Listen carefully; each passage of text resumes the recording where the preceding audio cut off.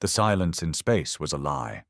Inside the orbital prison station, the noise of human suffering filled every inch of its cold steel bones. Screams, coughing, whispers of defeat. None of it reached the void outside, but it poisoned the air within. Captain Jaron Thorne sat on the floor of Cell 09A, his back against the frigid wall. His uniform, once the sharp blue of Earth's Allied Defense Command, was now torn and streaked with blood and grease. His eyes, bloodshot and heavy-lidded, stared past the wall like he was trying to see something that wasn't there. 2 years ago, the Arcani took Virex 9. They didn't just conquer, they humiliated. They shattered the cities, torched the archives, erased the human colonies like chalk off a board. The survivors? Enslaved or locked away in orbiting stations like this one. Thorne was once a decorated commander. Now he was just another ghost the Arcani forgot to kill. "We're done," muttered Kells, a ragged man slumped in the far corner, a miner from Mars with a twisted leg and a voice like sandpaper. "No rescue. No one's even looking for us." Thorne didn't respond. He'd heard the same line 1,000 times from a dozen lips. Everyone in this station was broken in their own way. There was the mute girl from Europa with the shaved head and hollow stare. A diplomat who hadn't spoken since they showed him vids of his family being executed. They all wore their defeat like a second skin. But something in Jaron refused to die, even after 6 months of silence. The last transmission he received was garbled, barely a whisper of static, but the words were still etched in his skull. "Hold, we're coming." Maybe a lie, maybe a mistake, but it kept him breathing. The Arcani guards didn't care either way. 4 of them ran the entire prison. That's how low they ranked humans. Weak, illogical, broken. The Arcani saw them as finished, extinct in slow motion. But that's the thing about humans, they never really knew when to stop. The lights began to flicker. Not normal flickering, not Arcani flickering. These pulses were rhythmic, patterned. "Something's wrong," Kells muttered, pushing himself upright. Jaron stood slowly, ignoring the ache in his joints. He moved to the small window embedded in the cell door, scanning the hallway. Then came the rumble. A low, violent shake rolled through the station like thunder trapped in a box. The alarms didn't sound Arcani, they sounded human. "What the hell is that?" asked the Martian, staring at the trembling walls. Jaron's pulse quickened. Then he saw it. One of the Arcani guards outside the control deck was on the floor, his carapace split open like cracked armor. Another was being dragged down the hallway, screaming in high-pitched tones no human could mimic. Then the prisoners heard it. A thud. Another thud. Not footsteps. Impacts. Heavy ones. Jaron turned toward the observation port that looked out over the scorched skies of Virex 9, and there it was, falling like a meteor, sleek, silent, angry, a small jet-black object plummeting from orbit. No lights, no beacons, just pure speed and mass. Then it hit, straight through the Arcani command ship. The explosion lit the atmosphere like a second sun. The Arcani fleet scrambled, their comms flaring to life in panicked alien frequencies. Then came the voice, clear, calm, human. "To prisoners aboard Arcani Station Charon 6, stand by. Earth has returned. Extraction in progress." The room erupted. Kells dropped to his knees, laughing and sobbing. The Europa girl clutched the bars and let out the first sound in weeks, a single, broken cry. Others shouted, pounded the walls, hugged whoever was closest. Jaron just stood there, jaw clenched, hands shaking. They thought no help was coming, but Earth had returned. And it didn't come with words. It dropped something lethal. The hallway was smeared in blood and alien fluid, black, tar-like, and still bubbling in the cracks of the floor. One of the Arcani guards had been torn in half. The other two were nowhere to be seen. Just silence now, broken only by the low hum of failing systems and that rhythmic pulsing in the lights. Jaren Thorne gripped the edge of the cell window, his eyes locked on the flickering overhead fixtures like they might suddenly give him answers. The message was still echoing in his ears. "Earth has returned!" A hiss snapped him back. The lock on their cell disengaged with a stuttered click. Jaren didn't move right away. No one did. For a moment, they just stared at the open door, unsure if this was another mind game the Arcani loved to play. Kells reached for the edge of the frame, tested it, then pulled it fully open. It wasn't a trick. They were free. "Move!" Jaren ordered, stepping into the hallway like a man shaking off the last layer of death. "Now, stay tight. If anything moves and it's not human, we drop it." Kells chuckled hoarsely. "With what, Captain?" Optimism, but Thorne didn't smile. He picked up the Arcani weapon dropped near the guard's body and handed another one to the Martian miner. "You ever shot one of these?" The man nodded. "In a dream." "Then start dreaming faster." The rest of the prisoners, 30 or so, began filing out into the hallway, blinking under the red-tinted emergency lights. The air was stale, full of smoke and scorched circuits. Someone stepped over a severed Arcani limb and threw up against the wall. Further down the corridor, metal groaned. Then a shadow moved. Jaren raised his weapon, but it wasn't Arcani. It was human. No armor, just dark tactical gear, matte black from boots to collar, as if he had stepped out of the void itself. His helmet was sealed, but the words GH7 were painted across the chest in chipped white. "Thorne?"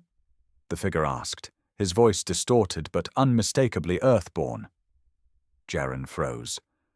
"Who are you?" "Ghosthammer unit, unregistered, off books. You're the package." The soldier tossed him something. Small, metallic. A beacon. "Extraction point's 10 decks below. You've got 5 minutes before the Arcani reboot their defenses. We dropped a kinetic strike on their control ship, but it won't buy more than 10. Jaren stared at him. "Ghosthammer. That unit doesn't exist." The soldier tilted his head slightly. "Exactly." Then he vanished down the corridor, moving fast, silent, professional. "What the hell was that?" Kells muttered. "Salvation," Jaren replied, gripping the beacon tightly. "Everyone, with me. We're not dying up here." They moved quickly. The corridors twisted and split, many blocked by collapsed bulkheads or dripping with alien fluids. Twice they passed Arcani bodies, some shot, others shredded. The human weaponry used here was unlike anything Jaren had seen. Silent, brutal, precise. There were no signs of a full assault force, just surgical hits. 1 or 2 men, maybe. Moving like ghosts. As they turned a sharp corner on Deck 12, they hit resistance. 3 Arcani guards, wide-eyed and panicked, opened fire down the corridor. Blue energy blasts ripped through the metal around them. "Down!" Jaren shouted, diving for cover as one of the prisoners took a hit and dropped with a scream. He popped up and fired, once, twice, again. The unfamiliar weapon felt wrong in his hands, but the third shot caught one Arcani in the neck. The thing collapsed in spasms. Kells flanked left, dragging a metal crate for cover, and managed to land a wild shot into the second guard's abdomen. The last Arcani roared and charged, blade drawn. Then it stopped mid-sprint. A hole appeared in the side of its skull. Clean, perfect, no sound. Behind it stood another soldier in black. This one didn't speak.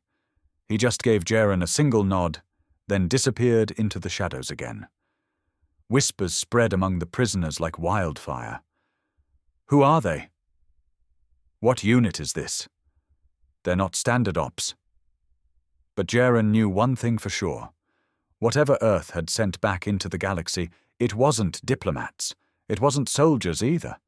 These were ghosts, weapons with names. And Earth had dropped them not to rescue, but to make a statement. The corridor opened into what used to be a hangar bay. Now it looked like a butcher's workshop. Blood smeared the walls, black from the Arcani, red from those who hadn't made it. The blast doors had been torn off their hinges and hung twisted like scrap paper. Something, or someone, had hit this place like a damn hurricane. Jaren pushed through with the rest behind him, checking corners, his stolen Arcani weapon tight in his grip. Kells limped along just behind him, dragging the wounded girl from Europa, whose arm had been partially fried during the last firefight. They weren't just prisoners anymore. They were moving like survivors, fighters. And the strange thing, the Arcani weren't coming. No alarms, no reinforcements, just silence, too much of it.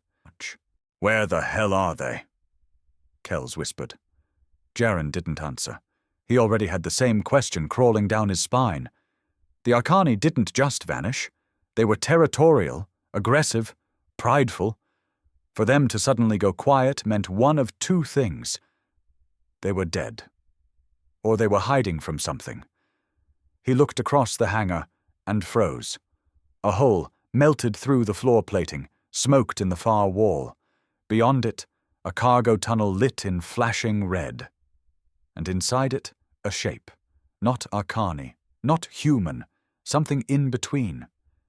It crouched low to the ground, humanoid in form, but wrapped in sleek black plating. No helmet.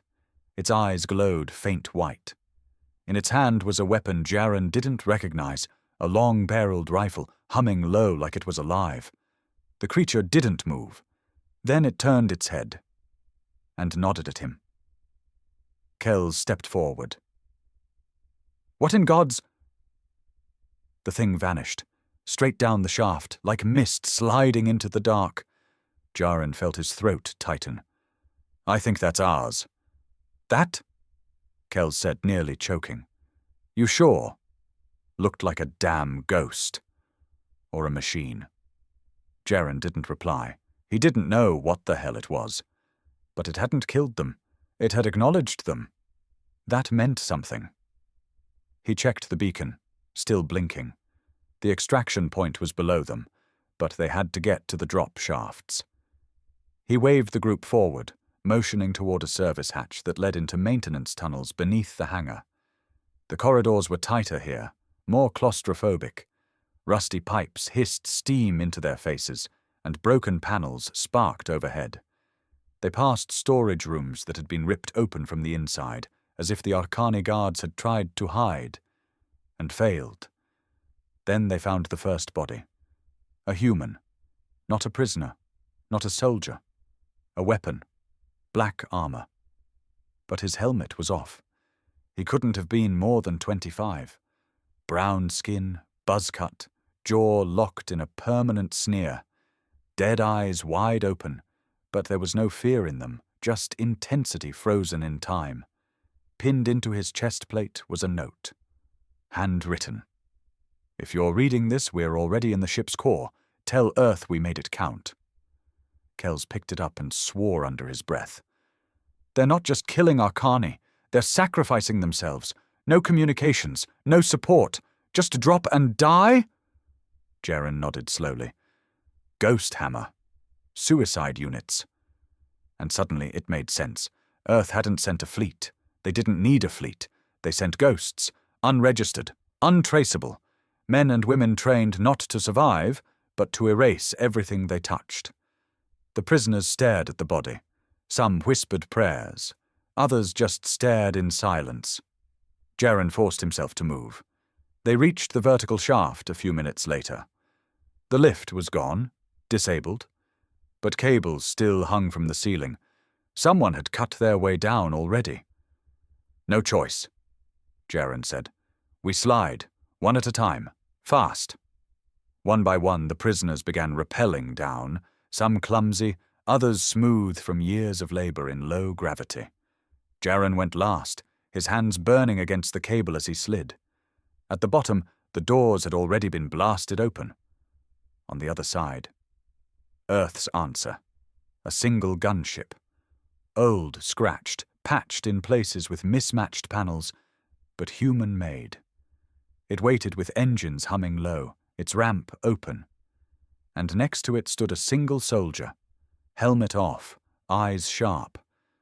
She looked at Jaren and spoke like they'd known each other for years. "Captain Thorne, your rides here? Welcome back to the war." The inside of the gunship smelled like smoke, gun oil, and sweat. Home. At least to Jaren Thorne it did. Every scratched bulkhead and humming panel was a reminder of the kind of machines Earth made. Not pretty, not elegant, but built to survive a beating and still fly straight into hell. The soldier, female, lean with a scar cutting diagonally through her left eyebrow, moved fast, ushering the group inside without much ceremony. "Get in, sit down, strap up," she barked, scanning the corridor behind them. "We've got 3 minutes before this whole place lights up again." Jaren helped the Europa girl onto one of the side benches and secured the belt across her lap. She was pale, but breathing steady now. Kells slumped beside her, wiping blood from his forehead. Jaren turned to the soldier. "You ghost hammer?" She smirked. "Not exactly. Ghost hammer drops first. We're cleanup." "Cleanup?" Jaren raised an eyebrow. "Looks like they left nothing to clean." She handed him a tablet, tactical readouts, live feed of orbital scans. "That's because we didn't come to clean. We came to witness, document what happens when Earth sends its nightmares." He stared at the feed. Hundreds of Arcani ships were either dark, burning, or adrift. Some were still firing wildly into space, like they didn't even know what hit them. A few of the largest carriers had collapsed inward, like something had eaten them from the inside. "Is this real?" "It's already being broadcast," she said, sliding into the pilot's chair. "Every Arcani channel, every border, every corner of the galaxy that doubted us." Jaren sat down hard. Why now? Why didn't Earth come sooner? She hesitated, then looked over her shoulder. "We had to let the Arcani believe we were broken. They needed to get comfortable, overconfident. Then we dropped Ghost Hammer. That many lives, just to make a point?" She didn't flinch. "Not to make a point, to end the war. Ghost Hammer isn't just a kill team, it's a statement. They don't get medals. They don't get recorded. They get erased, right after erasing everything else." Jaren was silent for a moment, and then he nodded. "They volunteered?" She looked him straight in the eye. "Every single one." The gunship shuddered as the engines flared. The ramp began to close, sealing out the red glow of the dying station. But just before it shut completely, a figure emerged from the corridor. Tall, blooded, armor cracked. A Ghost Hammer soldier dragging an Arcani commander by the throat. He tossed the alien's body across the ramp like it weighed nothing. This one tried to run. Jaren recognized the voice. It was the same one from the broadcast. The soldier stepped fully inside and pulled off his helmet. Short black hair, cold gray eyes. Maybe 30, maybe less. He looked at Jaren like he'd been expecting him. "Captain Thorne, heard you held the line for almost 2 weeks back on Virex 9. Impressive." "I lost that line." "No," the soldier said. "You delayed them. That delay gave us time to prepare for Ghost Hammer's first drop." "So you were watching the whole time?" Jaren asked. The soldier gave a small shrug. "Earth watches everything. We just don't always act right away. You were never forgotten." Jaren clenched his jaw. He wanted to be angry. But what was the point? It was over now. The mission, the war, at least this part of it. Kells leaned forward. "So what now? Earth rescues us, drops a few more ghosts, and everything goes back to normal?" The pilot laughed. It was dry, bitter. "Normal? No, friend. Nothing's going back to normal. Not after this." The soldier nodded. You're going back to Earth, but not to rest. You're going to be debriefed, retrained, and reassigned. Earth doesn't need civilians anymore. It needs weapons. The Europa girl looked up, barely able to speak. You mean, we're soldiers now? The soldier didn't smile. He didn't blink. Number your survivors, and survivors are dangerous. The gunship lifted off, engines roaring as the station fell away behind them. Through the port window, Jaren saw Varex 9 below, burned, broken, but still spinning. He thought of the men and women who didn't make it off the station, the ones who chose not to. Ghost Hammer. He whispered under his breath, Earth didn't come to rescue. Earth came to remind the galaxy who we are. The sky over Earth wasn't blue anymore. At least not the blue Jaren Thorne remembered. When the gunship pierced through the atmospheric shield, he stared out the window at the thick grey clouds drifting over hardened cities, scorched mountain ranges, and oceans choked with containment rigs. Even from high orbit, Earth looked like it had been through hell. Because it had, but it was still standing. The capital city was no longer the glowing metropolis he once fought to protect. Now it was a fortress, tall black towers wrapped in kinetic shielding, railgun turrets on every rooftop, and military drones swarming like insects across the skyline. The gunship touched down on a landing pad embedded deep in the side of a cliff. No signs, no flags, just steel, smoke, and silence. Facility Echo 4, the Ghost Hammer soldier said as they disembarked. You'll be processed here, decontaminated, evaluated, then reassigned. Jaren narrowed his eyes. Reassigned to what? The soldier turned toward him with an expression that wasn't quite human anymore. To the next phase. Ghost Hammer isn't just a strike force, it's a program. You survived capture, torture, war. That makes you a candidate. Kells limped down the ramp behind them, coughing from the pressure shift. Candidate? You think I want to join whatever suicide cult you're breeding here? You don't have to want it, the soldier said calmly. You just have to be useful. Inside the facility, everything was white and clinical. Glass walls, clean lines, and silence so thick it made your ears ring. But underneath the polish there was something darker. Jaren felt it in the way the guards didn't look them in the eyes, in the cameras that followed every blink. The debriefing was fast. Cold. Jaren sat across from a woman in a silver uniform, her voice precise and emotionless. You were held in Arkany custody for 23 standard months. In that time, you were marked as deceased. Your military record was sealed. Now you are classified as a recovered asset. Asset? Jaren asked, jaw clenched. She didn't blink. You will undergo psychological re-evaluation, neuromapping, and if cleared, enter Ghost Hammer reconditioning. And if I don't clear? Then you're not sent back into the war. You're kept here, as data, so that was it. He wasn't a person anymore. He was a variable, a tool. A weapon they had misplaced and now wanted to reforge. He exited the room, fists tight at his sides, walking past others like him.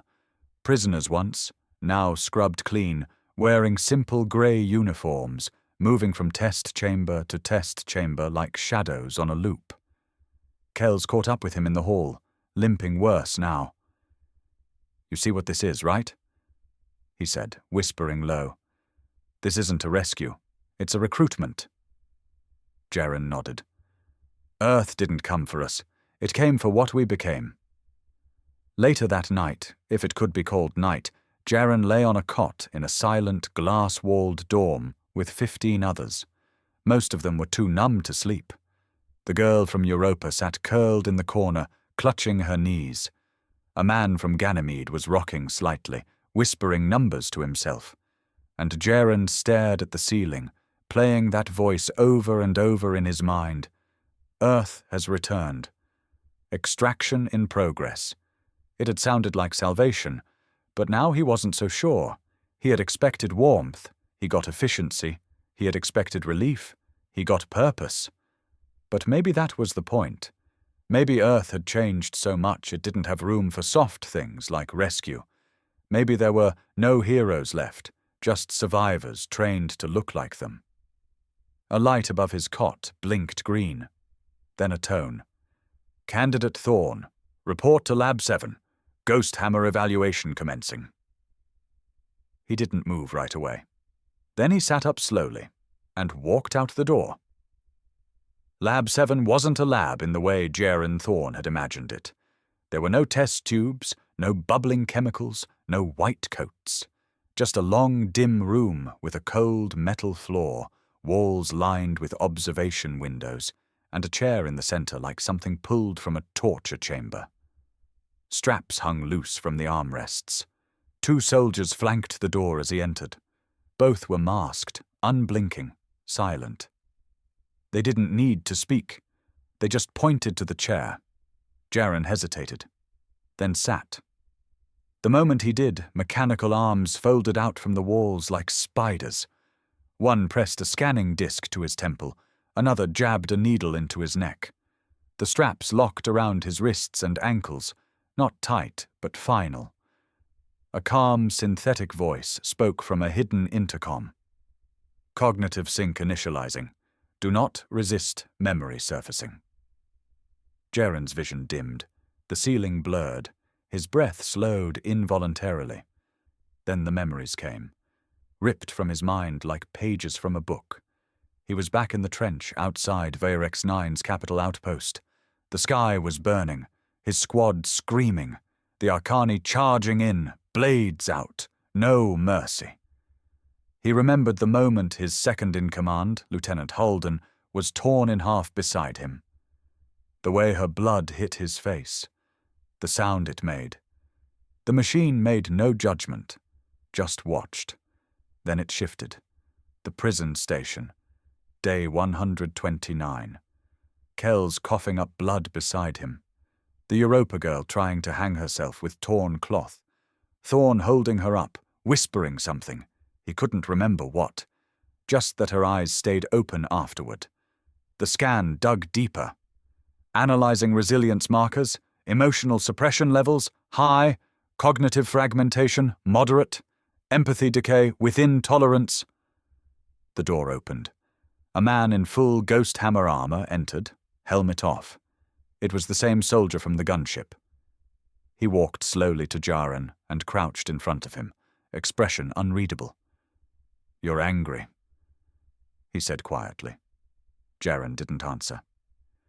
"You think Earth should have come sooner, that maybe we left you there to rot?" Still silence. The soldier nodded. "Good. You're exactly the type we need."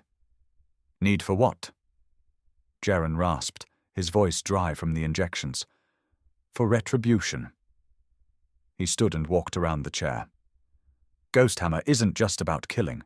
It's about remembering what they did, how we suffered, and making damn sure the rest of the galaxy never forgets what it cost to bleed Earth.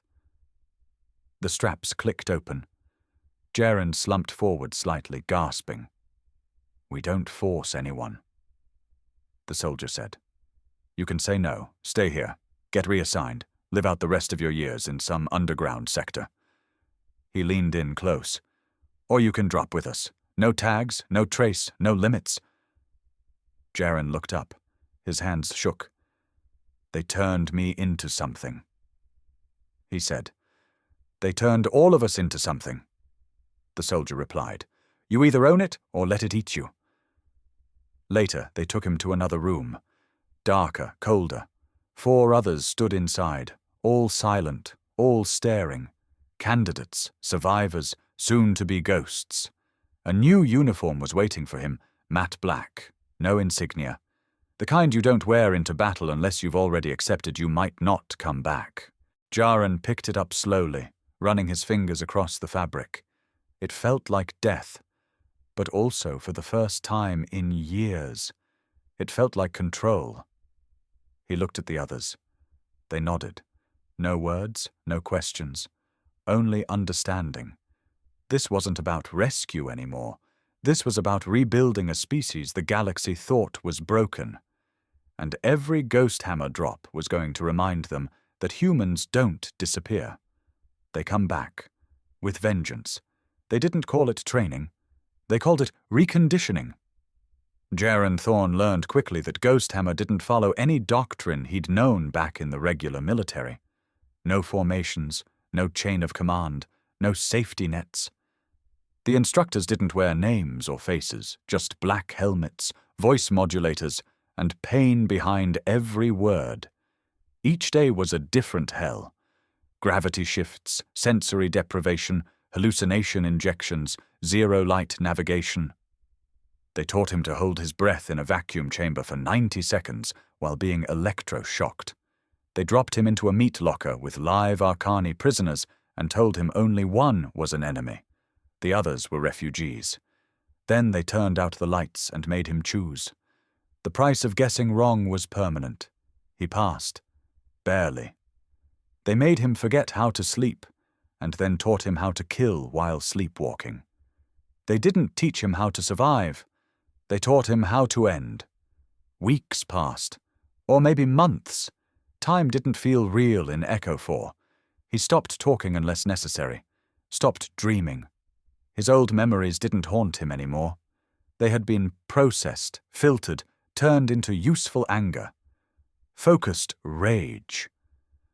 One night, or morning, who knew, he sat in the barracks, staring at the matte black helmet that now sat on his lap. A whisper broke the silence. "You look like you're ready to die." Jaren turned his head. The voice belonged to the woman who flew the gunship, the one who picked them up from Chiron 6. She stepped into the dim light of the barracks, arms crossed.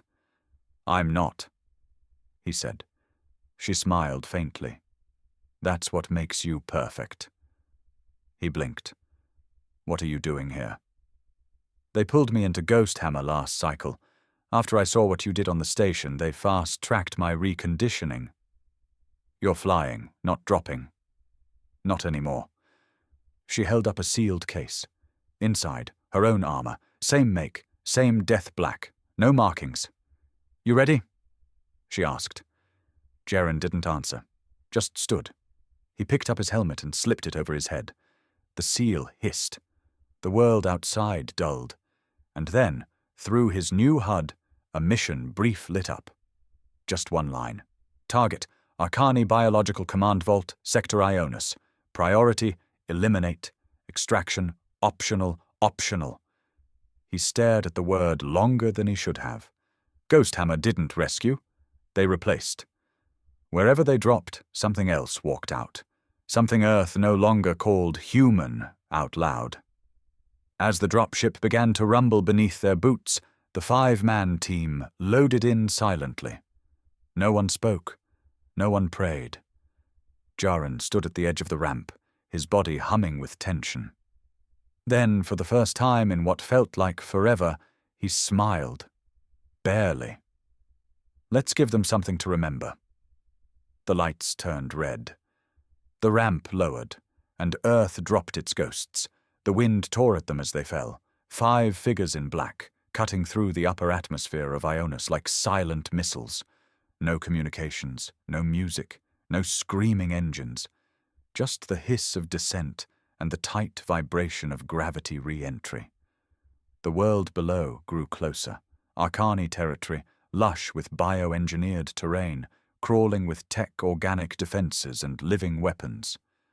But none of that mattered. They weren't coming to invade. They were coming to erase. Inside his helmet, Jaren Thorne's vitals spiked. Not from fear, not anymore. It was the mission signal syncing with his bloodwork. Enhancers activated, painkillers flooded his veins. Vision sharpened, emotion dulled. The drop route fed into his HUD. Landing point, 80 meters from target. Entry time, 16 seconds. He didn't count down. He didn't need to.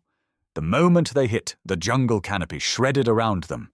They landed like thunder, weapons already raised before the dust even settled.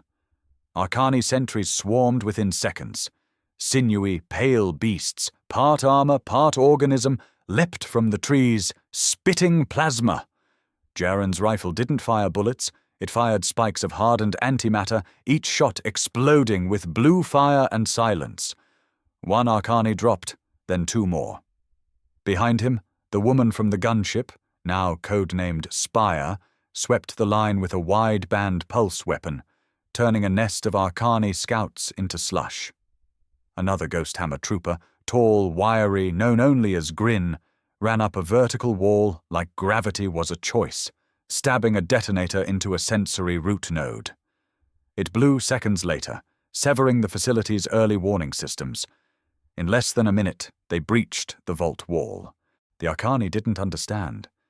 They still thought this was a normal assault, something to counter, to resist. But Earth hadn't sent soldiers. It sent consequences.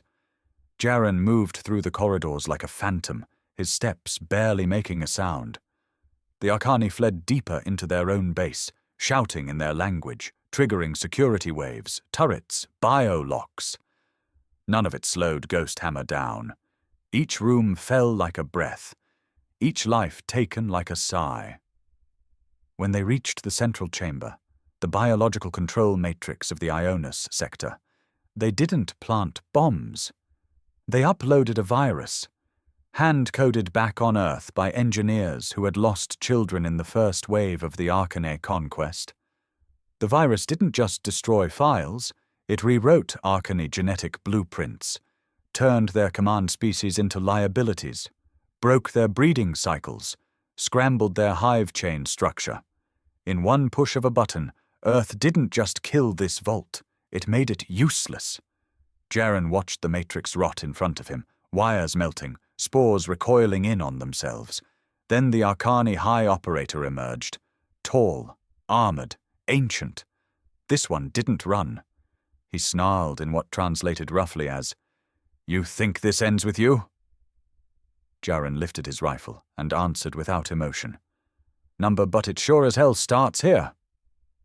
He pulled the trigger. The last Arcani collapsed, twitching, jaw frozen in disbelief. By the time extraction came, though it hadn't been promised, Ghost Hammer had already cleared the compound and vanished into the tree line. They left no bodies behind, no beacons, no transmissions, only ruin. On board the returning gunship, silence lingered. Spire sat across from Jaren, blood on her knuckles. They'll retaliate. They'll try. You feel anything? He thought for a moment, looked down at the soot on his boots. Yeah, he said quietly. Lighter. She leaned back. Then you're becoming one of us. Back on Earth, the galaxy would see the footage, would see another Arcane stronghold disappear off the map with no declaration, no warning, just a shadow, a whisper. Earth was here. Jaren sat quietly on the return flight. The hum of the engines was soft, almost peaceful. The war wasn't over. But from now on, it would be different.